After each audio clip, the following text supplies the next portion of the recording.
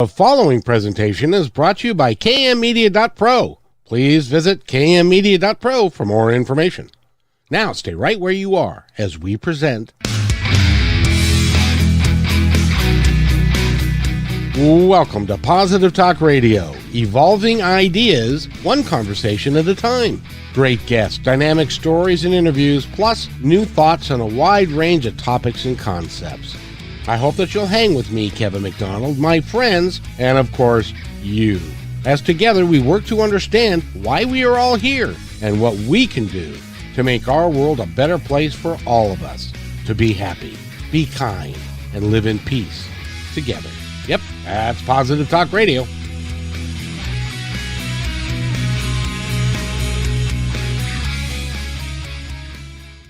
Episode of Positive Talk Radio, and I hope that you're going to relax and enjoy the next hour, because I've got one of my favorite people that I've had on in quite some time. He has got a plethora or a placenta of information around him. He is, I'm sorry, I stole that joke from you. And I got that from Cindy Hollis, who has a payroll place in Lebanon, New Hampshire, and she referred to me as a placenta of information. Well, if you think about that in a kind of a weird way, that's kind of true, because you're the filter of all things, and you hold nourishment for everyone, and all, you know what I mean? So, oh man, I'm never going to hear. I hope you're happy, Cindy. You're now more famous and that was very skilled, Kevin, that you were able to pull all that out from that placenta comment. Oh, this is going to be fun. I can tell you right now. G. Scott Graham is my guest, and he's an author of 17 billion books, and he a lot on a lot of and very diverse topics. Lots of different things that he talks about. And he refers to himself. He's also a coach, and he works with people. He's a career coach and a business coach. He lives in Boston, Massachusetts, which is the home of the hated New England Patriots. But that's a story for another time. Yes. I mean, especially if you're a Seattle Seahawks fan like me, who gets beat up by those guys all the time. And so we've got, he's got, let's see, there's two. How many books have you written in total? I'm working on my 16th one, which is coming out at the end of the month, on business, early warning signals for business. And so that one is just on the pipeline. It'll be out in about 2 weeks. Oh, cool. So early warnings for business, as far as warning, Will Robinson, warning, you're about to fail kind of thing? That's kind of like that piece. So I liken it to the engine warning light of your car. You know, most people start, especially here in the pandemic, everybody's out starting their own business, right? And you wake up one day and you're like, what the heck happened? Where did all the money go? My bookkeeper took it all. Or how did I end up getting in this situation? Or, my business partner got arrested for porn on his computer or something like that, right? It goes on and on and on. It's like, so the book takes the terminology and strategies that we see from weather and climate monitors and takes it and applies it to a business sense. So in weather, there's hazards, a lot of rain, fire, earthquakes, tornadoes, those types of things. And so you got to know what the hazards are that are out there and be watching for them. But at the same time, some businesses are more vulnerable to certain hazards than others. Just like, in California, you're more vulnerable to earthquakes than people in Boston or Vermont. You're more vulnerable to flooding if you live right in, on the floodplain in Florida than you are if you live in the mountains of Tennessee. So just like that, a great example is COVID. COVID-19 was a hazard that nobody thought about. And for some businesses, it was horrible. Restaurants were incredibly vulnerable to that hazard. I don't know how Other they survive. businesses, yeah, other businesses did backflips, right? Zoom, WebEx, they were like the Zoom and WebEx to COVID were like sandbag manufacturers to the hurricane in Louisiana. When the waters were rising, everybody was scrambling, but the sandbag manufacturers were like, woohoo, right? I mean, they probably weren't doing that, but anyway. Well, but Um, in some of those cases, their stock went through the roof, their yeah, usage went up. Netflix did really well and for a while and stuff because people had nothing to do except sit there and binge watch on TV and all that kind of stuff. So exactly. yeah, so and So it's coming out in 2 weeks. perfect. Well, and I'll give you another example, and this is one that I'm sure you've thought of, but in my world, Uh-huh. because I have a little company, and Uh-huh. when I mean little, I mean really monumentally little. The thing it's got like that one person working with me kind of thing, and but the problem is that because it's a media company and I do podcasts, I do a lot of podcasts. I also have a radio show, which I'd like to have you on KKNW in Seattle. That'd be I think great. we have a great time doing that. And but because of that, people have delusions of grandeur of what they can do, and they want to come and, oh, I would love to work with you and I'd love to do, but it's all kind of tainted because they've got this underlying motive, you see, Right. because Right. That's they very want true. they want to be famous, and they say, well, you've got a podcast, you've been downloaded over 75,000 times, you're a going concern, I want to be part of what you, and then they try and take it over, they try and sabotage it, they don't, so it's very, very difficult to find people that are pure of heart that are really interested in, because what I do is it's a mission. I do Hmm. positive talk because I want to really make a positive difference in the world. Right. You've got And a message to send out to folks. You're making change happen yes, in a great way. I'm working my little tail off to try and get that done, and when but there are people that are willing to sabotage that for their own selfish best interest. How do you combat that? Oh man, that is a tough. That's more than a hazard, right? Uh, It's you more can than a bump avoid. in the road, too. Right. You can put up sandbags to keep the water out. There's not. I mean, this is a little bit more aggressive than just some event that comes by your way. Although a lot of the hazards, like I talked about, you see over and over again. People don't pay attention to their books, and bookkeepers start off, going for an occasional trip to Dairy Queen and getting some ice cream cones, and then the next thing you know, there's an iPhone for their son and their daughter and this person and a rental car, and you're like, well, I trusted this person, how did that happen? um, it happens a lot, because you know what the reality is, the only people that want to start a business to be forensic accountants are forensic accountants. um, you It's so true.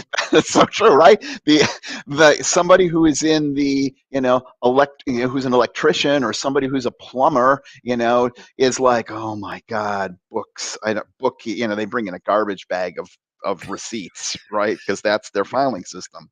Yeah, Yeah, and so you're vulnerable when you're that way.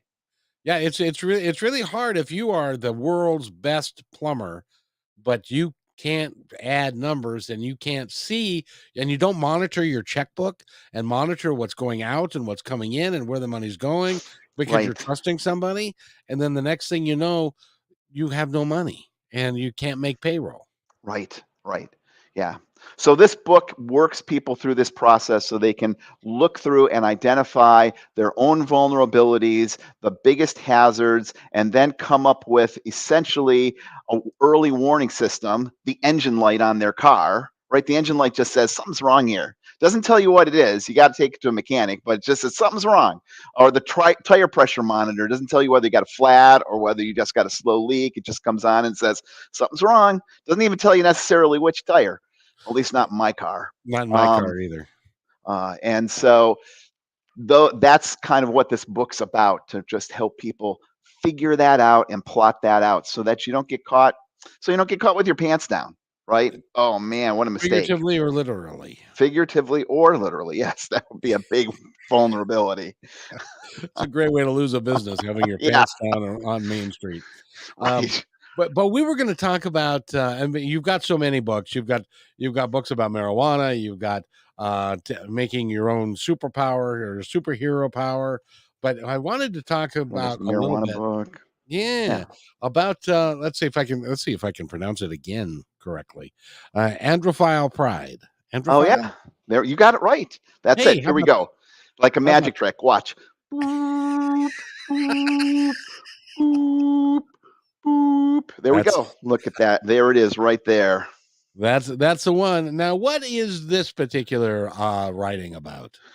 Well, you're probably going to be shocked when I say this to you, Kevin, but all my books have an attitude about something.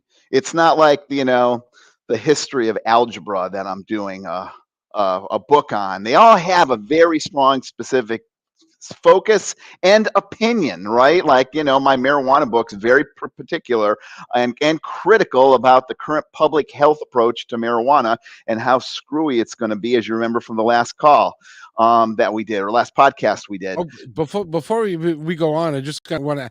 I just booked a guest who was suffering depression, and then he found magic mushrooms, and so I don't know if you know anything about that, but that's going to be another show that I do, which That will be very very interesting. I know nothing about magic mushrooms, so but anyway, so we're talking about pride.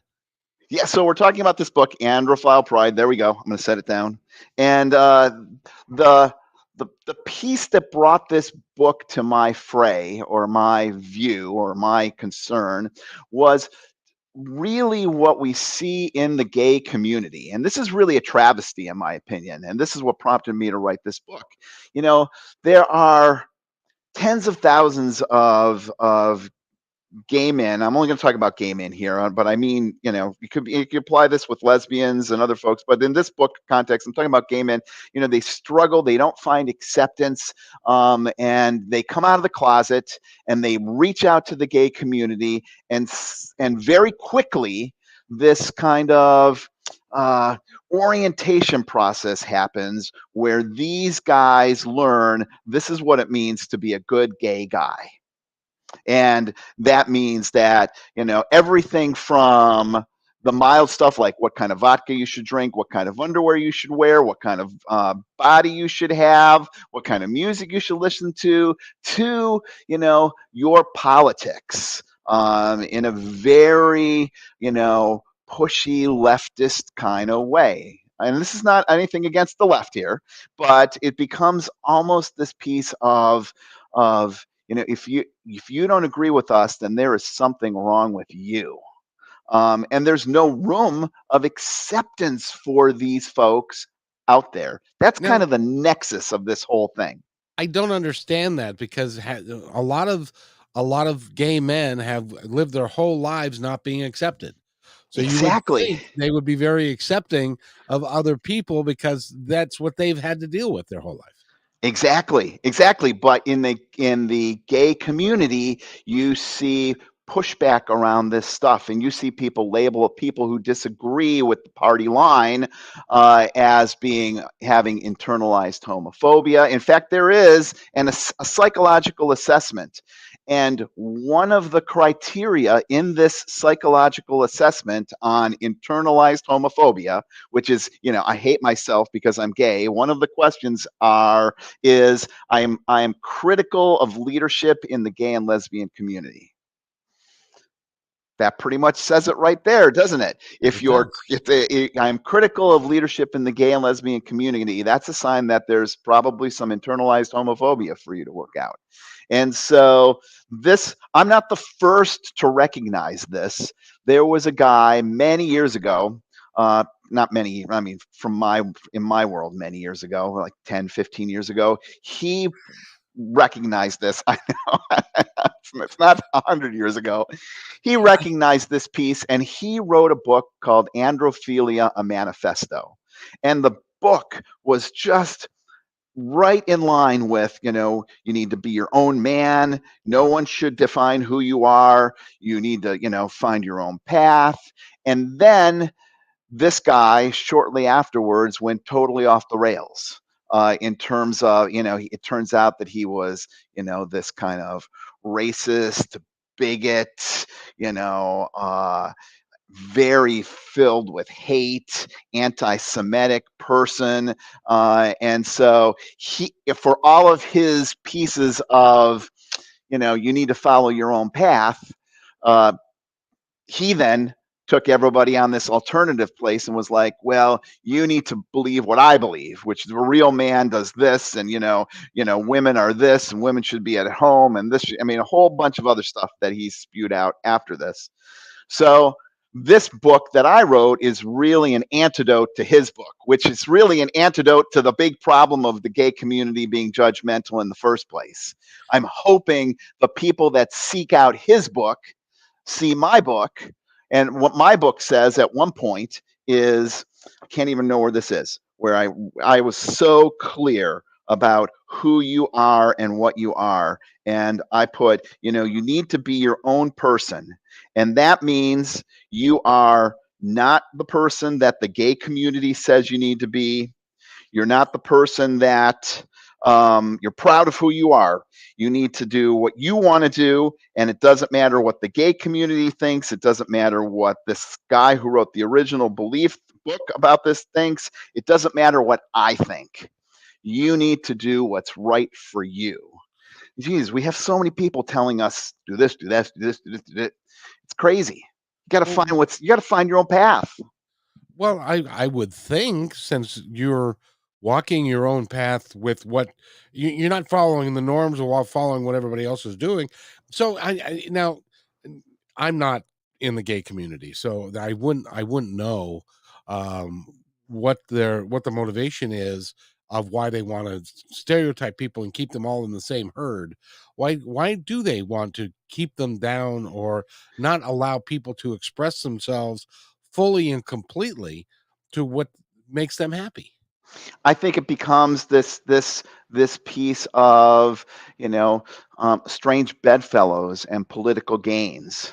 Oh, So you need to, you better be. I'll give you a great example. There's a lot of, if you are pro-life, if you're gay and pro-life, if you're a lesbian and pro-life, it's even worse. But I'm only going to talk about being gay and pro-life, because But if you're gay and pro-life, um, that's looked at as, you're not connected with us, right? You're an anti-women, you're anti-feminist. That means you're probably got other issues. If you're gay and you have a concern, which I would, in the book, I hold it out as there's a valid concern about like effeminate gay men, because people are like, that's not me. That's not, I don't, I don't need to call everybody and their brother honey this and sweetie that, and, you know, flit down the stairs, and, and it is true that some gay men, I have a friend, his name is also Scott. He does not know the difference between a flathead screwdriver and a Phillips head screwdriver. He doesn't. And and he doesn't want to learn. he doesn't want to learn, because he'd rather have a hunky guy come and do the screwing for him. Oh, that came out wrong. That That that was a do metaphor. do the sorry, Scott. Um, uh, but anyway, that's okay. It's okay for him to not understand the difference between a flathead and a Phillips head screwdriver. Um, but when that starts to become the piece of, well, this is the norm and this is how other gay men are, and for someone to say, no, that's not me, and step it up or knock it off, and then for those folks to get pushback and resistance, that's where it becomes problematic. And it's encompassed, it's grown beyond that. There are gay men out there who say, you know what, I understand transgender rights. I understand and I get it. I understand transgender rights, but that has nothing to do with me, because I think I'm the right gender. I mean, I'm Right. compassionate to that, just like I'm compassionate to Black Lives Matter. But once it used to be when I was in college, I was in the Gay and Lesbian Coalition. And then while I was there, I was the president. We expanded it to the Gay, Lesbian, and Bisexual Coalition.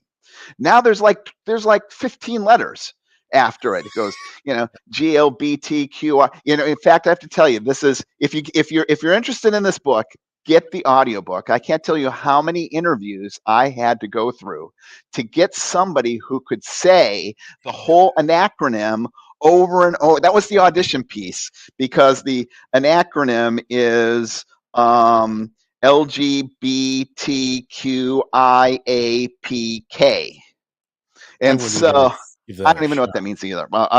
But it's but the in saying it, I would refer to that person as the with an ER at the end.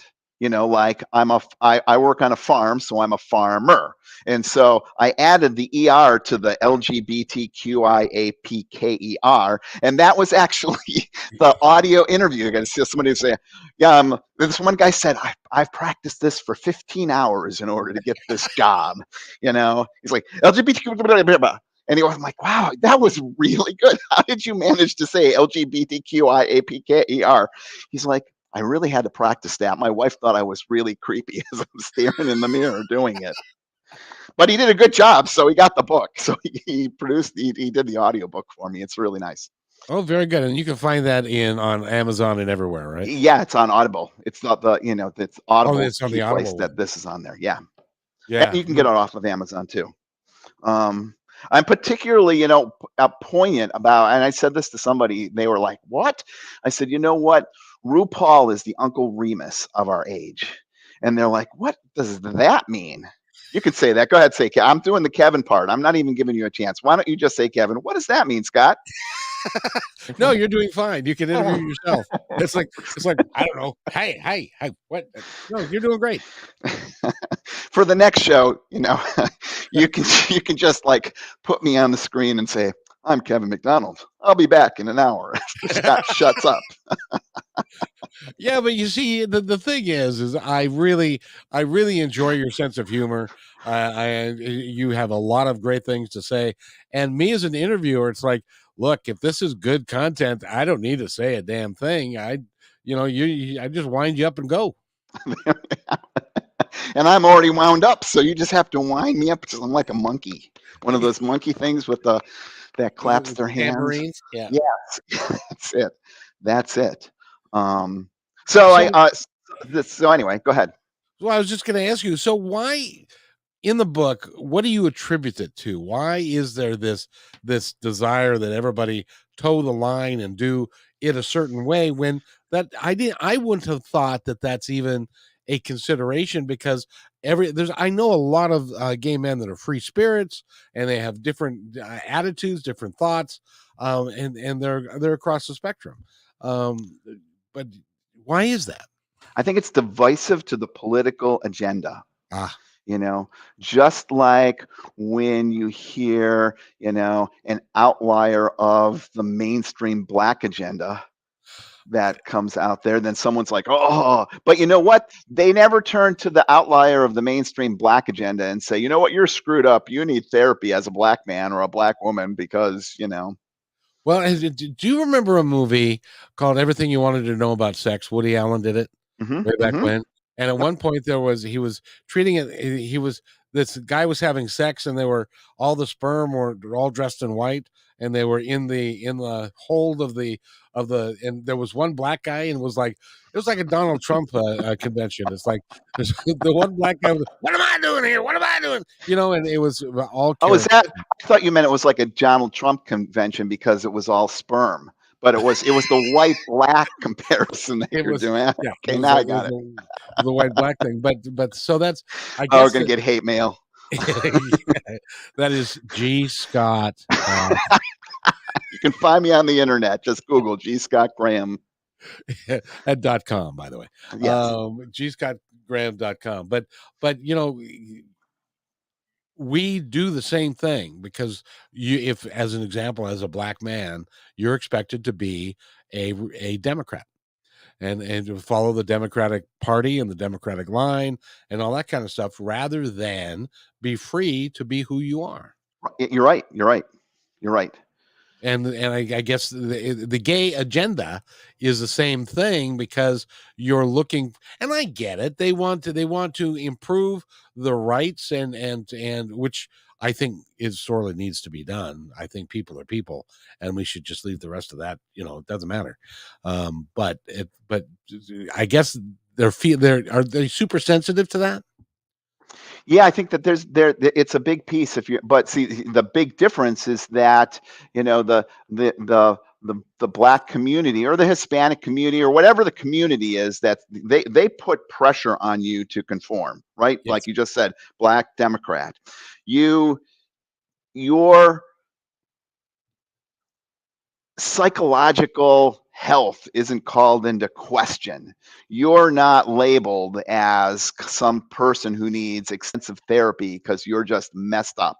I think the added thing that happens in the gay community is that there is a time for all of the GLDDPQR casters that are out there, where you weren't that way, where you were, I was, until I came out of the closet, everybody thought Scott was straight. And Right. and I acted that way, and there was this device, this dividing line that said, okay, here's where this shifted, and here's where this moves on. And there's a piece now, especially in this kind of internet focused place, where you'd think people would be, boy, we're so liberated. I actually think people are actually more held down, and there's a lot more shame because you can easily go on to apps like Grinder and get laid if you're married and get laid in secret. That makes it really easy for people who are struggling, like I was before I came out, to just check things out from the comfort of their own couch. But because of that dividing line, it's easy for someone to say, well, you haven't evolved as fully as you should have, Oh, brother. in your own psycho babble wackadoodle whatever. Now I got to ask you, because I think it's important to somebody who's listening to this podcast who is struggling with that issue. Because how old were you when you came out? I graduated from high school. You're going to find this crazy, but I graduated from high school early. So I started college when I was 17. And That's why you've written so many so books. I You're read a so smart many guy. books. And I came out shortly after that. And it was a bumpy ride because I was raised Catholic. Oh And God, it, and then, you want to hear my coming out story? sure. Oh boy. So I went to, like a good Catholic, instead of going and talking to, I don't know, the Catholic mentor or this, I went to see a priest. Oh no. And oh yeah, it gets better. It gets better. So I just didn't make an appointment to go see a priest like on a Friday morning or a Saturday afternoon. I went to confession to talk to the priest about about this issue. Right, it's already setting the stage of like drama and stuff like that. And I write about this in the book about what a big transformative piece it was, and where it was I could feel there are these times in your life, and I bet your readers or your listeners and viewers know this. I know you're not readers, although maybe anyway. And, but there's these times in your life where you get these glimmers where you can just actually feel the shift, like Yep. right here, and it's like, oh. And that was one of the times when I went to confession, and I spilled my guts out to this priest, and he was not a very attractive priest at all, at all. Um, and He looked at me and he said, you know, this was in the 80s. This was in the 1980s. Put this in context right here. AIDS crisis, Yep. Ronald Reagan, lots of, there was nothing that was legal. I remember coming out after a few years after that, coming out of the mall, and people followed me out with a pair of brass knuckles and put a dent in my pickup truck. Oh, jeez. And so I talked to my father, and he's like, "You got to carry a baseball bat in your car." And so I carried a baseball bat in my car after that. So I went to talk to the priest in confession, right? And at that time, I don't know if the Catholic Church still does that. You could walk around and do face to face. So I wasn't on my knees praying. I walked around. I talked to the priest and told him this piece. And I'm gay. And he said, after a long pause, he said, basically, he gave me the line of like, Christ loves the sinner but hates the sin, right? And I'm like, now remember, like I'm 17 or 18, right? My hormones are like bing, bing, bing, bing, bing, bing, bing, bing, bing, bing, bing, bing, right? Crazy baby. And he looks at me and says, and I'm like, what is that supposed to mean? And he says again, it's God loves you for who you are. He just doesn't love what you do. And I said, what is that supposed to mean? He said, it's okay that you're gay. You just can't act upon it. And I'm like, I already am like clicking it out. I'm like, what is that supposed to mean? He's like, you need to be celibate, right? I'm bing, bing, bing, bing, bing, bing. I'm like, what? What?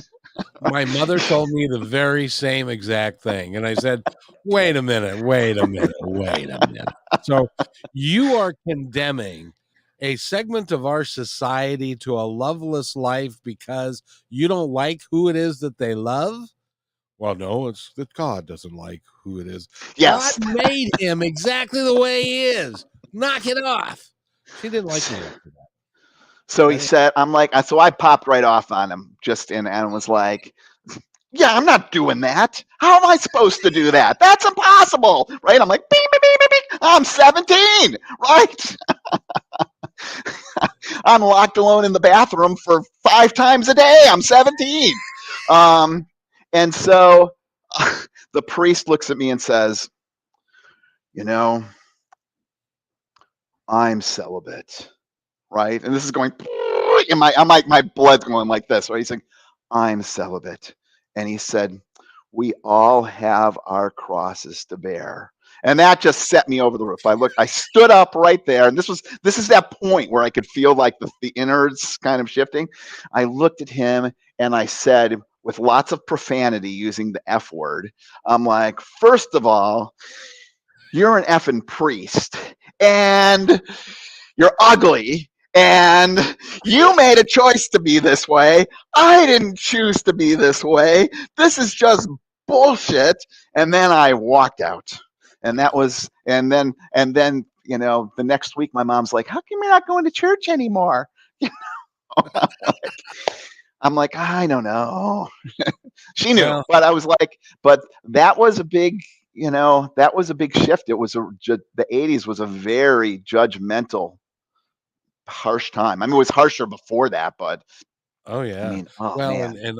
I don't mean we don't mean to be bashing the Catholic Church, but I did an interview earlier today involving a man that was sexually abused by priests when he was 5, and so that's also going to be coming out. So look for that on positivetalkradio.net. Right. Um, The unfortunate thing is that, that a lot of folks like really blame the Catholic Church for, these people that are, priests there. And I'm not condoning this when I say this at all.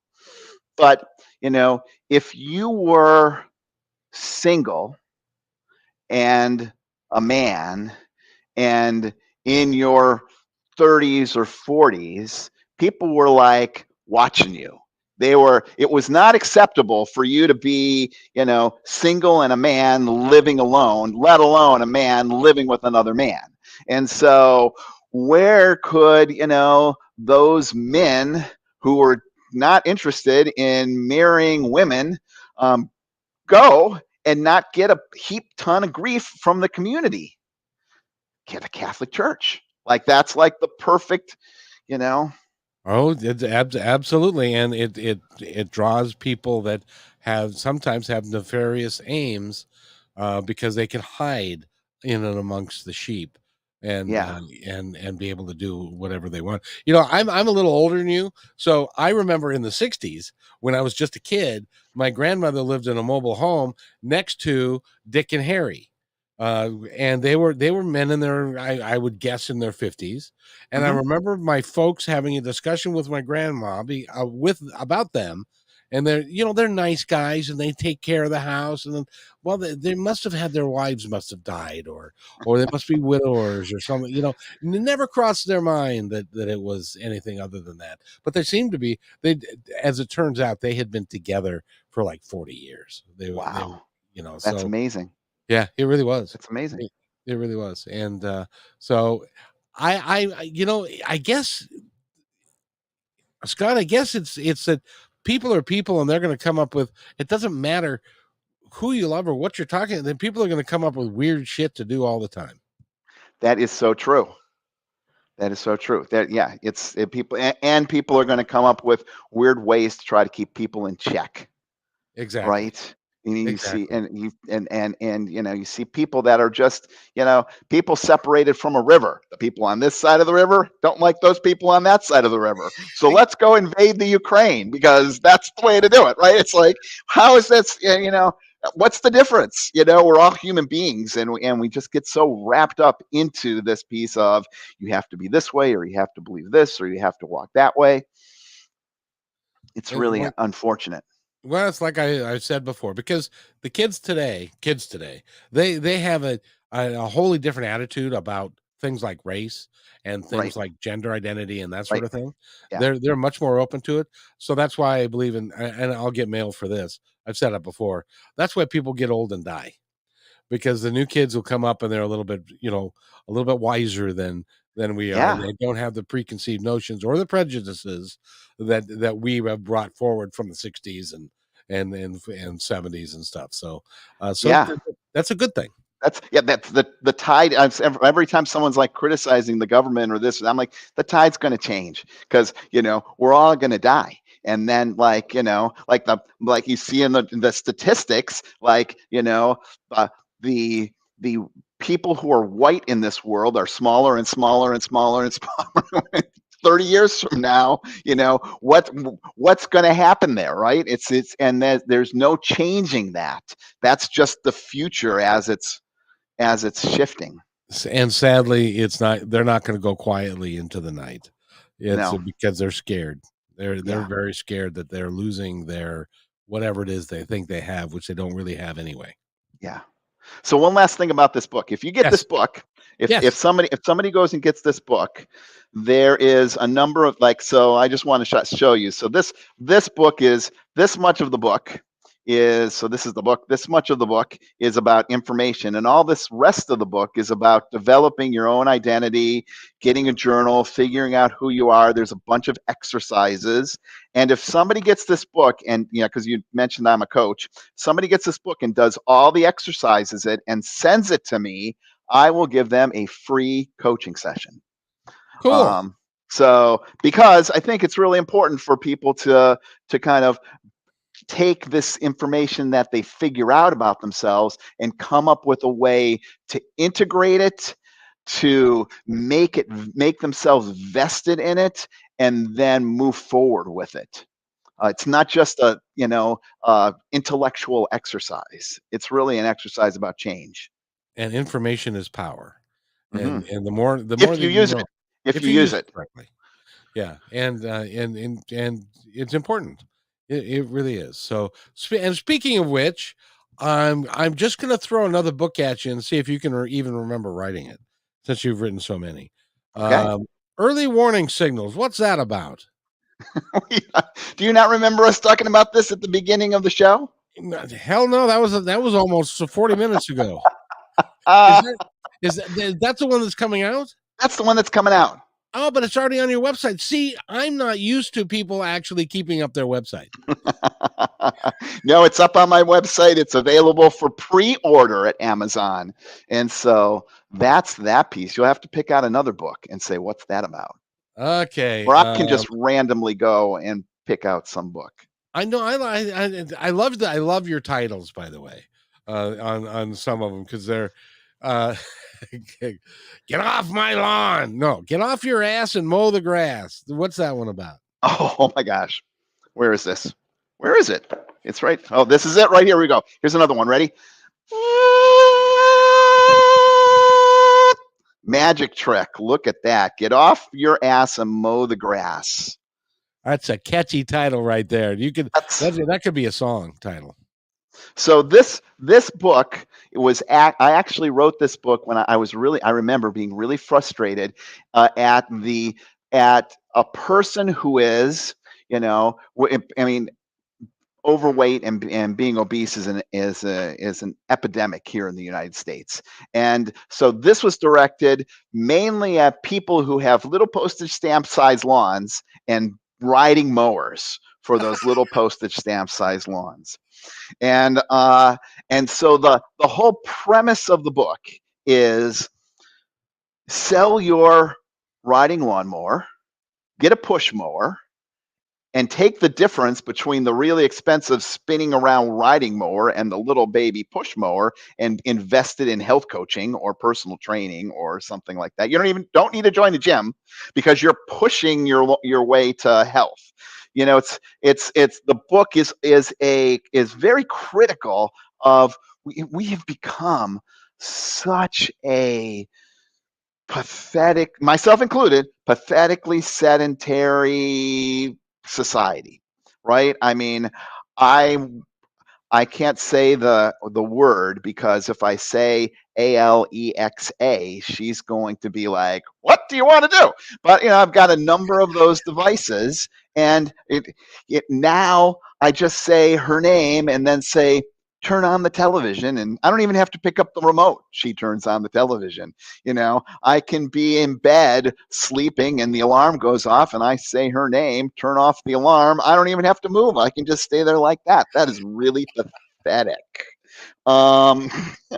That's where we have become to. I mean, it's a great convenience piece, but there was a time when we had to grow our food and not just pop it in the microwave.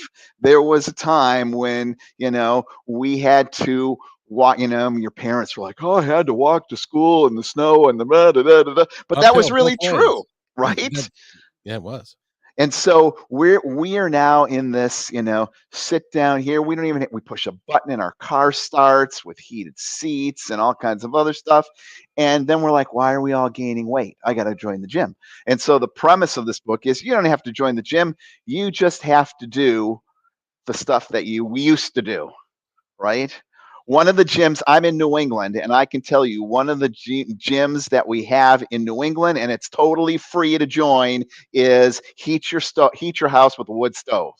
If you heat your house with a wood stove in New England, you don't have to join a gym because you are bending down and picking up the wood and setting it over here, and bending down and picking up the wood and setting it over here, and carrying the wood from over there to over here. In fact, one of the goals of a tried and true New Englander is to touch that wood as little as possible. Right, the more times you touch that, and they'll say, it heats you 3 times. It heats you when you're cutting it. It heats you when you're stacking it, and it heats you when you're burning it in the wood stove. And it's true, right? You're out there, it's freezing cold, November weather, and you're out there in shorts and a t-shirt stacking the wood for the.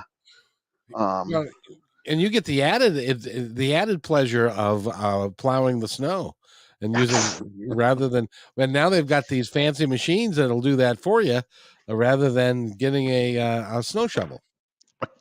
When I came out with this book, one of my good friends, Tim Ames, I'm an EMT, he's a firefighter.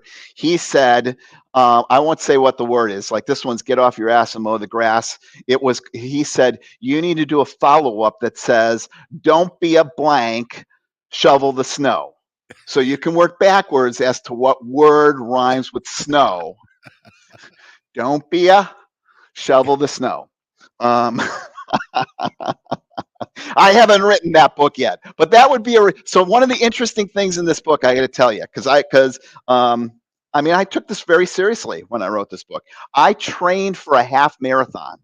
I ran a half marathon, and the only training I did was mowing the grass for the half marathon.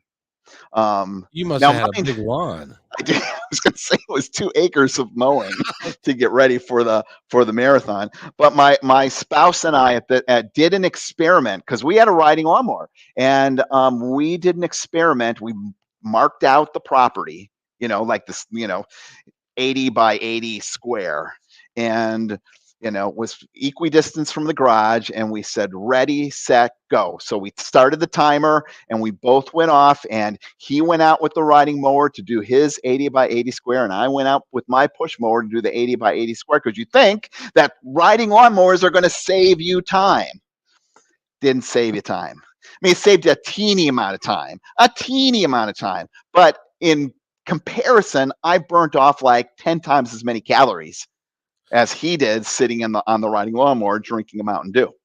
Well, and that's the other thing, is a lot of people will have an adult beverage while they're driving their they're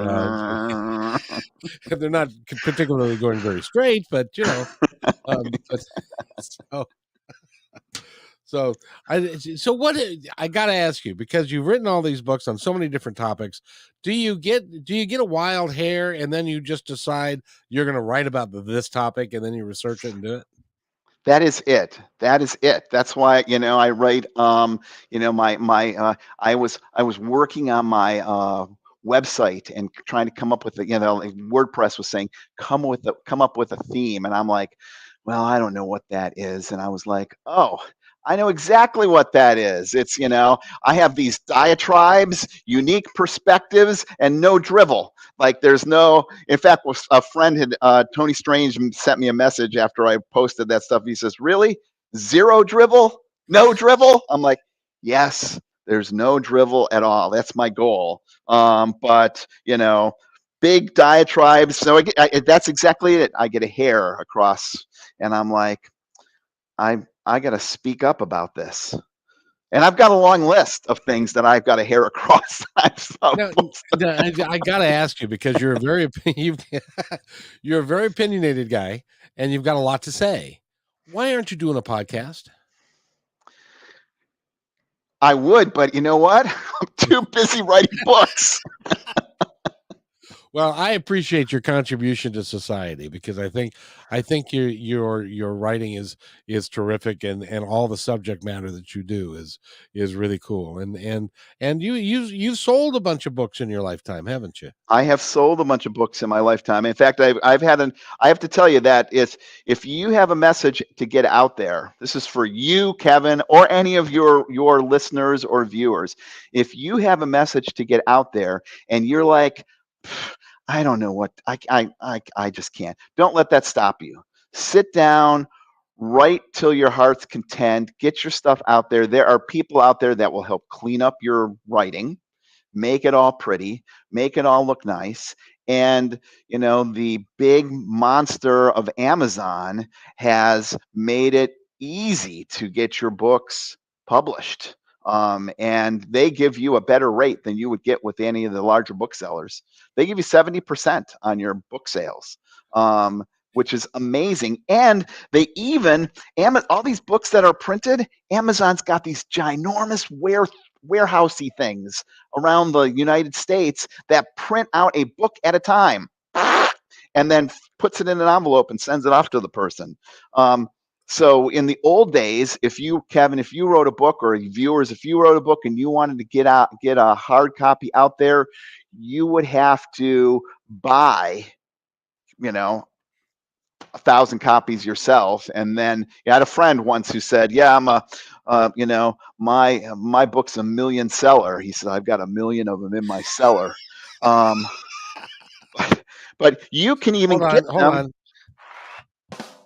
Okay. You can even get them. This is a hardcover book. Amazon's now doing hardcover books. And so this is one of my latest. We talked about that one too. So that's really cool. That you can. Now, I was talking to an author recently, and she said that she went through a publisher, and the publisher priced the book at $14.95, and her cut was 87 cents. Is that possible? Yes, that's why you should not go through the publisher. Go It's through like, if you price your book above $2.99 on Amazon, you get 70%. And if it's below $2.99 on Amazon, 99 cents to $2.99, you get 35%. So on a 99-cent book, you're going to make 35 cents. And Amazon does that because they want to dominate the ebook field. They want to sell more Kindles.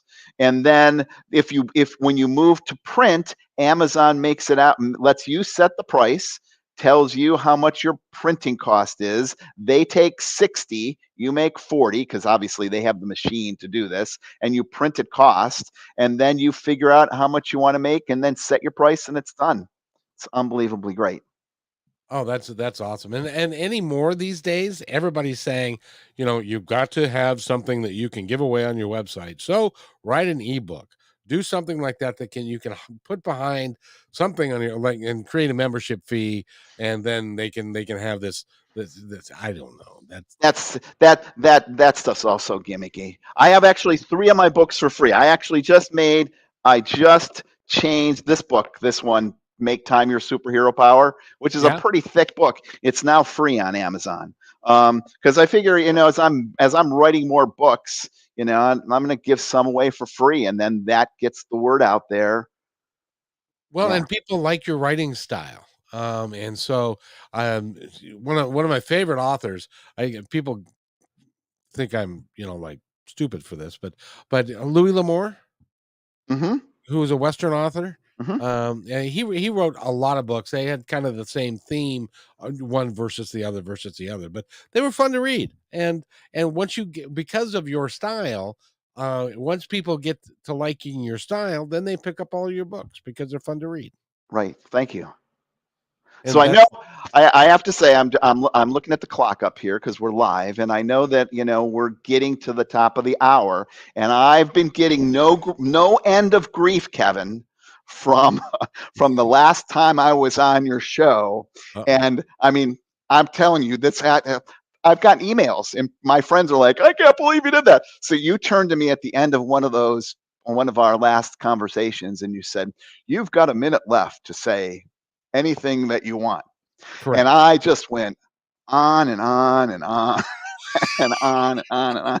And you said, that's the longest minute I've ever experienced in my entire life, or something like that. And that has been, I've got no end of grief from my friends and a few people who have listened, who are like, yeah, you just can't shut up. You can't even talk in less than a minute. So I'm just mindful of that with 7 minutes left, that, if there's, I don't want to have you say, okay, Scott, you got 60 seconds to say what you want to say. And then you're like pulling me off to the side. Well, I'm actually prepping you for when I invite you on KKNW 1150 AM in Seattle, because in addition to the podcast, I have a radio show, and so like here I can say, well, we're going to go about an hour, and then if you go long, you go long. There you go long. It's like, and we'll Shut up. see it. And I mean, they'll just cut your ass right off, and it's you're done. And so so if we go there and I say, Scott, you got a minute, and it gets to about 20 seconds, and Scott, well, Scott, thank you very much. So because it's when they're done because they got another show to do. Right. So Click. it's Cut off that's in mid-sentence. exactly the way it is. But you're one of those guys that I really enjoy talking to, and you're so versed on so many topics, and you can talk for a long time, and you're very intelligent as well. So I'm not trying to blow smoke up your ass. I'm trying to get you to come back on the show again. So Absolutely. because you really are one of the more fun interviews that I get to do, and God knows I do a lot of these. You do. It's my mission. It's just is. what I do. It is. But Heather if Lettuce, clairvoyant. yep, I got all kinds of. You've obviously been on my channel. Yes, I have. So, we talk about all kinds of stuff. So it's very interesting for me.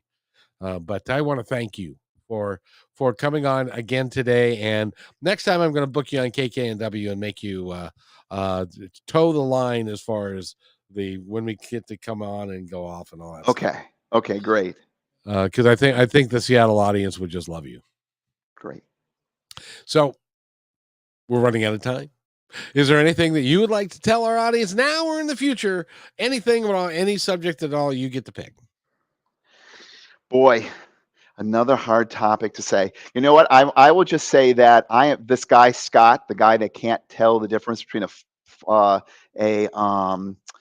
Phillips head and a flathead screwdriver. He and I are taking a course together on Coursera. Have you ever heard of Coursera? No. It's one of these big, they call them MOOCs, like massive online course. And and so we're taking this course together that's pre-recorded, and it's from the University of Michigan on emotional intelligence. And it's really nice. I've done a number of online courses before, everything from the history of Thomas Jefferson to, business planning. And this one's been really great. And it's been really great to do it with a friend that, we can talk about the topics of the course on the phone and share each other pieces. And, it's the message that I would say is just when you think you've learned it all, there's something else that comes along that can push you a little more. And so I'm really grateful that he's doing this course with me and that I'm doing this course with him. And you might see a book in a year on emotional intelligence from G. Scott Graham. I have to come up with a catchy title, right?